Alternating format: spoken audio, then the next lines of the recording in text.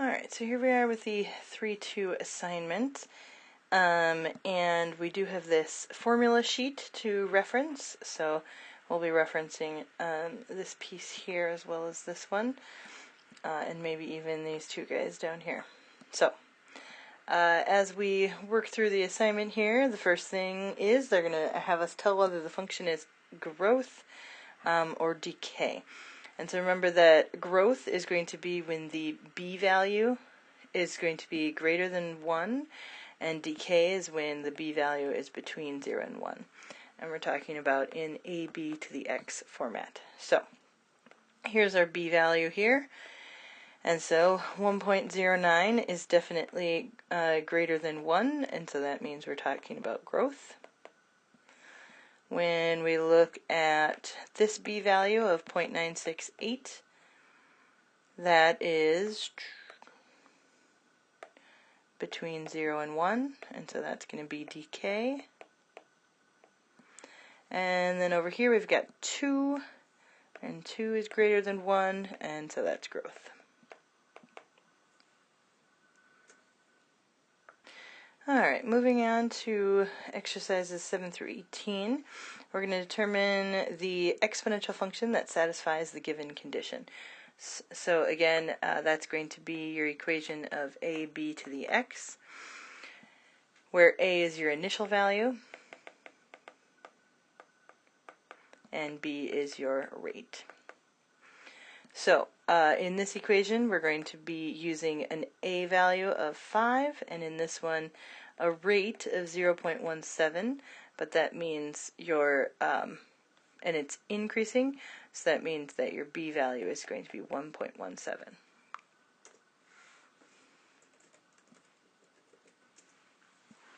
Alright, so our equation is going to be 5 in parentheses 1.17 to the x. The next one has an a value of 16, and it's decreasing at 50%. Alright, so anyway, a is 16 and decreasing, meaning that if we have 0.50, we're going to have to do 1 minus that 0.50, which oddly enough becomes 0.50 anyway. Don't know why I added that 0 at the end, because it's not really necessary. Alright, so that means our equation is 16, 0.50 to the x. Boop. Alright, next one has an initial population of 28,900, and it's decreasing, so again we're going to do 1 minus whatever the percent is that we get.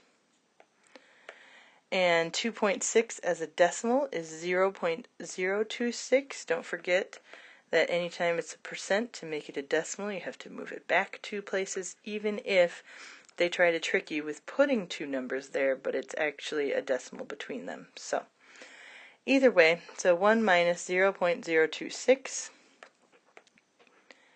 means that we're going to be decreasing, and so our value is going to be 0.974. So our equation is going to be y equals 28,900 times 0.974 to the x.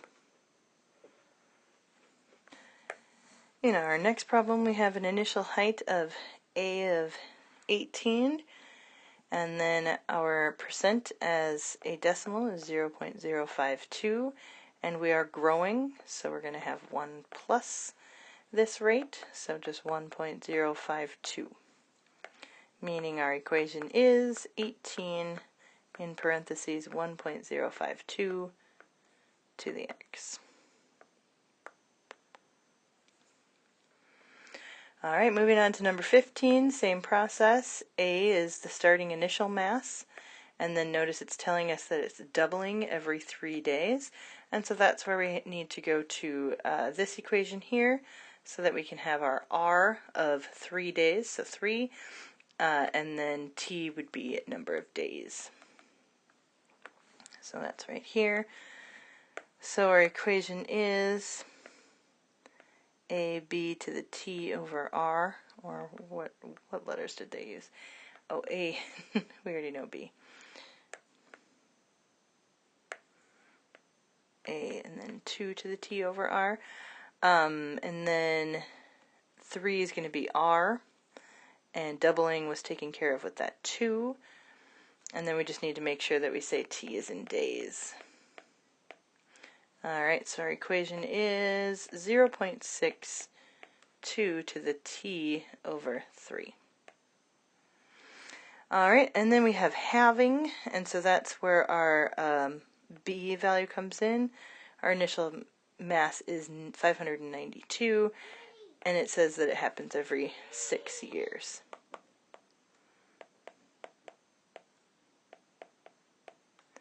So when we fill it in, we've got a of 592, b of 0.5 because we're halving, and t over 6.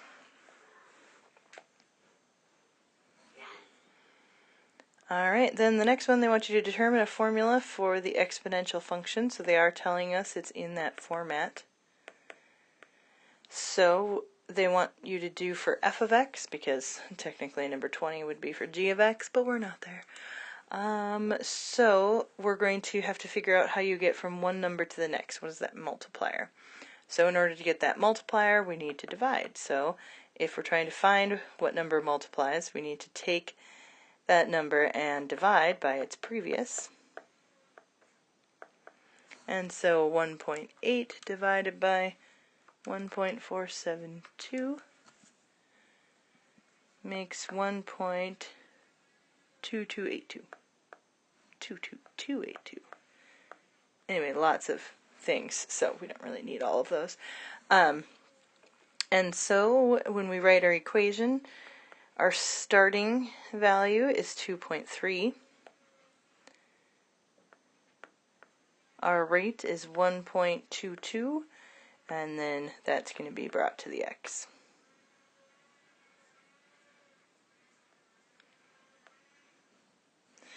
Alright, then in our next question, they're asking us to determine the formula for the exponential function, whose graph is shown. So again, we have our a value because it's at 0.4, but then we need to know how we get from 4 to 8.05. Alright, and since this one is growing at a rate of 5, we are going to have to actually bring that down to a rate of 1. So if we look at the previous one, notice that each of these pieces goes up by a rate of 1. But in this one, our x's go up by a rate of 5. So we are going to need to plug that into the equation and solve. So from what we know, we have y equals ab to the x, where y is 8.05, x is 5, and our a value is 4. So we don't necessarily know what our b value is, so we're going to find that out by plugging these pieces in. So an a of 4, a y of 8.05, a b we don't know, and an x of 5. Means that I'm going to solve this by dividing by 4. And get 2.0125, and that's going to equal b to the 5, which we will then fifth root to solve, because undoing a power of 5 is a fifth root. So we'll do 5, and then under math we'll go to the fifth piece down that has an x as a certain square root, and then we'll do that for the decimal 2.0125. And so our b value is going to be 1.1501, which means that our final equation is going to be y equals 4 for the a value, 1.1501 to the x value. Alright, then we move on to a logistics function, and so that's where we need to reference our formula sheet for this piece here. So they're telling us that our initial value is 10, and so that's going to be our a, as always. Our limit to the growth is 40, and so that's going to be c, and then it passes through the point x, y. So if we write down our equation here of c over 1 plus ab to the x,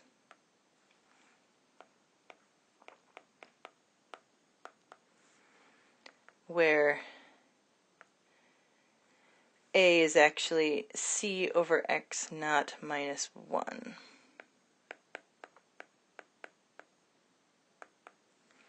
And so a is not really that value, it's x naught is 10. So in order to get our a value, we need to take our c, which is 40, divide it by our x initial, and subtract 1, which means we'll do 4 minus 1, which means 3. So our a value is 3, our c value is 40, and in order to get our b value, we plug in our x and our y. So to start out, our c value is 40, our a value is 3, and then we're bringing that b to the x. Again, I'm going to plug in a y of 20 and an x of 1. So instead of this y and this x, I'm going to have 20 and a 1. And then we can solve backwards to get our b. So, as I did in the notes, since our b is in the denominator, we're going to flip these fractions. So 1/20th is going to equal 1 plus 3b over 40. Then we can multiply by 40 now that our numerator is where the variable is. And we'll get 40 halves, which is 2, equal to 1 plus 3b. Subtract a 1, and we get 1 equal to 3b, or 1/3 equal to b. So finally, our logistics equation is going to be 40 over 1 plus 3, but now we've known our b is 1/3, and then that's raised to the x power. It's kind of a lot to go through to get to that, but hey, we got there. The next one is the same set of options. We have our x naught of 16. Our maximum sustained population is, instead of 40, it's 128. And then our x and y are 5 and 32. So just as we did before, we're going to find our a value, and our a value is going to come from the max value, 128, over the initial population start, which is 16. And 128 divided by 16 is 8. And 8 minus 1 is 7. So now we know that our a is 7. And we know our c is 128. And our x and our y are 32, 5 and 32. So 32 is going to equal our max population, 128, over 1 plus our a value, which we found to be 7, times our b value to the 5th in this case. Same thing as before, we're going to flip. So we flip our fraction to 1/32 equals 1 plus 7b to the 5th over 128. Multiply by 128.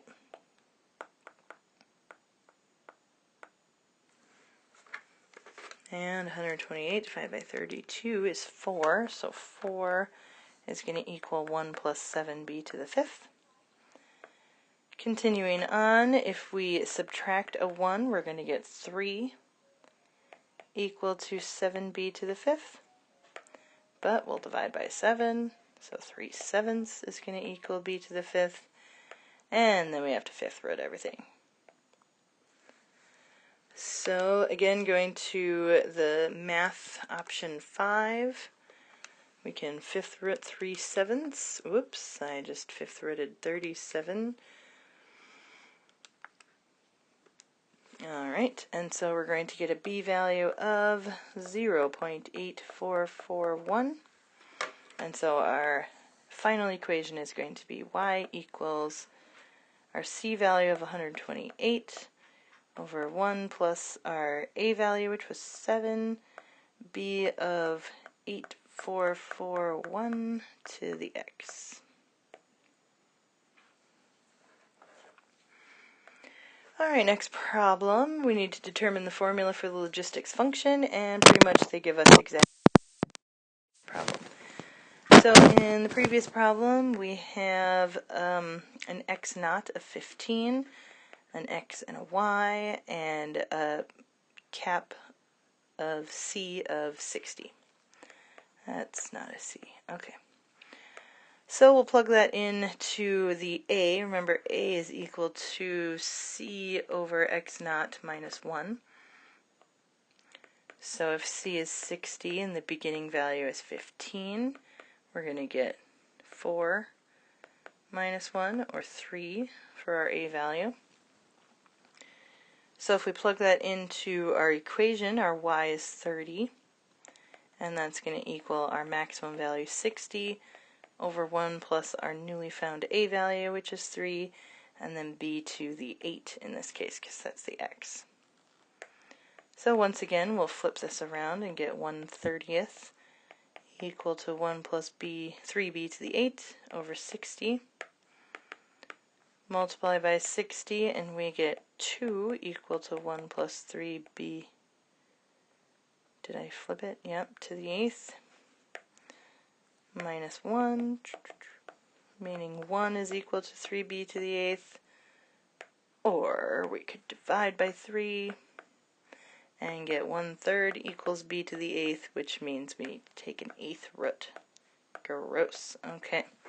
So if we take an 8th root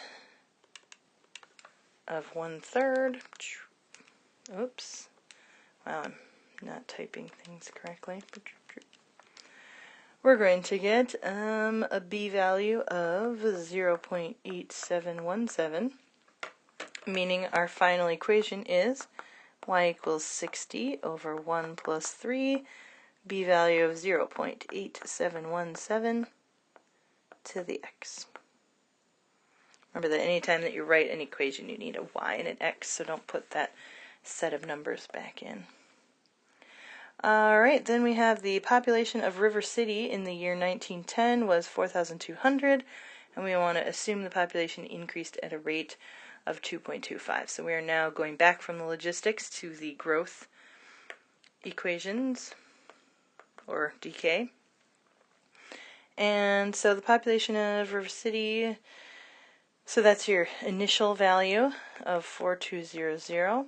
They're also telling us that 2.25% is our rate, but of course that means 0.0225. And then of course for our b value, that means 1.0225. So we have an a value and a b value, and they want you to estimate the population in 1930 and 1945.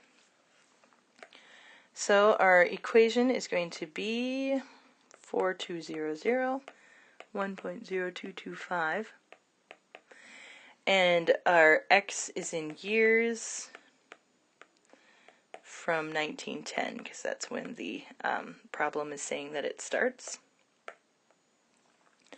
So instead of 1930, we're going to subtract 1910 from that, and so our x value that we're going to plug in is 20. And then if we subtract 1910 from 45, the x value we'd put in is 35. So in part A, for 1930, you would need to solve y equals 4200, 1.0225 to the 20. And then for 1945, we'd need to solve y equals 4200, 1.0225 to the 35. Which means that the population in 1930 is going to be to the 20, 6,554.1 people, but of course that's not a person, so. And then the other one is going to be to the 35th times 4,200 is 91,050.9. So I'm actually going to round up to a whole person, because 0.9 is pretty much a whole person. Okay, done. Alright. And then part B, they want you to predict when the population will reach 20,000. So that means we got to do this backwards. So we have 20,000 is going to equal our initial equation of 42,001.0225. So we're going to need some logs in here, which means this multiplier is going to need to be divided. So 20,000 divided by 4,200 makes 4.7619. And then, let's see, one of many ways of solving this is to rewrite this so that it's in logs. So log base 1.0225 of 4.7619 is going to equal our x. Okay, so log with a 4.7619, kind of wrote that sloppy, and our base is 1.0225. Alright, so it looks like in an x of 70 years, meaning of course 70 plus 1910, so it's going to be in 1980 that it would have happened. Wow, that's really hard to read. So,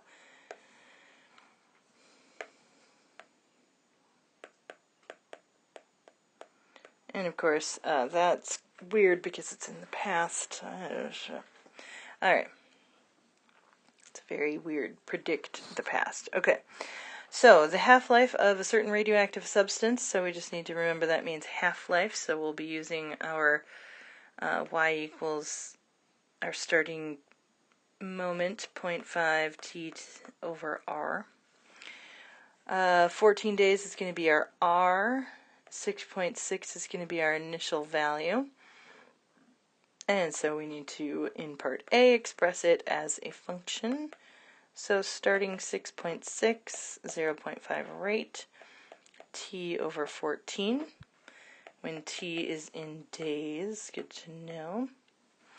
And then part B, when will there be less than 1 gram remaining? So we plug in a 1 and solve as we have done every other problem with an exponent. So divide by 6.6, that multiplier. Whoops. I took 1 divided by 606. That would not work. So 0.15 repeating is going to be equal to a half to the t over 14. I'm going to rewrite this so that it's in log format. So we're going to have log base 0.5 of the value 0.15 repeating is going to equal t over 14, which just means that whatever I get, I'm going to need to multiply by 14 when I get that decimal. So let's see, log base 0.5 of 0.5 repeating, right, gives us 2.722 and then times 14.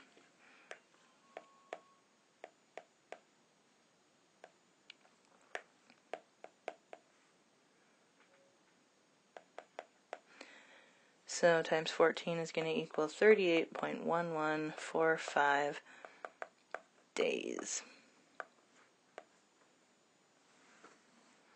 for there to be 1 gram remaining from the 6.6 that started. Alright, next one, population modeling. Oh, we're supposed to use some data in a table, which is not included. And exponential regression to predict Los Angeles' population for 2003. Is that in the next one? No. Okay, we need an image, so skip. Alright. Those of you using the textbook could probably very easily get the image. Okay. So 46, population of deer. The population of deer after T years in Cedar State Park is modeled by the function this guy, meaning it's got a logistic function growth. So what's the initial population of deer? So remember that this is pretty much the same as what we've had before, only now it's E, which just means it's a different growth rate. But in order to get our initial population of deer, we need to take our 90 here. Actually, easier way would just be to literally plug in a 0, so we'll do that. Okay. So initial population of deer is going to be P of 0.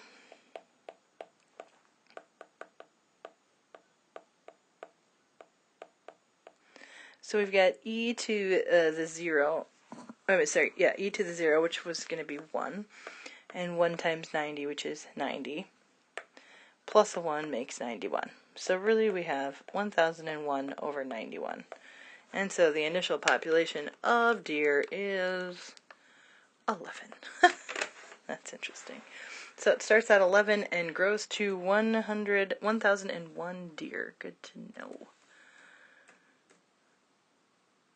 So I'm just typing in a password. Okay. So then we have, part B, which talks about, how much space do we have left? When will the number of deer be 600? And so that's asking in part B, when will 600 equal 1001 over 1 plus 90 e to the negative 0.2 times t. This one is going to take a little bit more space than I have, so I'm going to rewrite it over here. And of course, one strategy would just be to graph this piece as a y1 in your calculator and this as another one in your y2 and find where they meet. But of course we could do the math as well. So we're going to switch this so it's 1 over 600 equal to 1 plus 90 e to the negative 0.2 t. So we always want our numerator to have the variable. So we multiply by 1001, which means 1001 divided by 600 is 1.6683 repeating. And that's going to equal 1 plus 90 e to the negative 0.2 t. So then we'll subtract a 1, and so we just have 6683 repeating. And now it's 90 times e to the negative 0.2 t. But that multiplier can be divided. So we'll subtract 1 and divide by 90, meaning that we have 0.0074 equal to e to the 0.2 t. As we're doing this, this isn't a what's the word I'm looking for? Simplified version or a rounded version of the number we have, but you always want to keep the number as a whole in your calculator. So it's always answer divided by 90 versus typing this shortened decimal. So this number here with this guy here means that I'm going to want to rewrite with natural log. So natural log means that it has base e, and that's going to be of 0.0074, and that's going to equal 0.2t.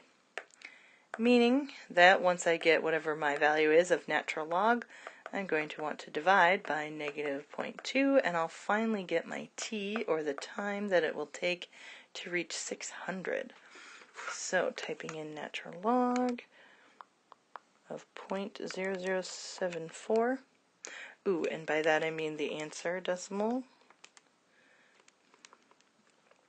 Alright, and then that value divided by 0.02, negative 0.02, means 245.14, and in our problem we were talking about years. So 245 years. Wow, that's going to take a while. Alright, and then part C, what's the maximum number of deer possible in the park? 1001, because that's our C value. Ha! Alright, so we will do the 3.1 questions, which is 45 and 49 on the next video, because we've run out of time.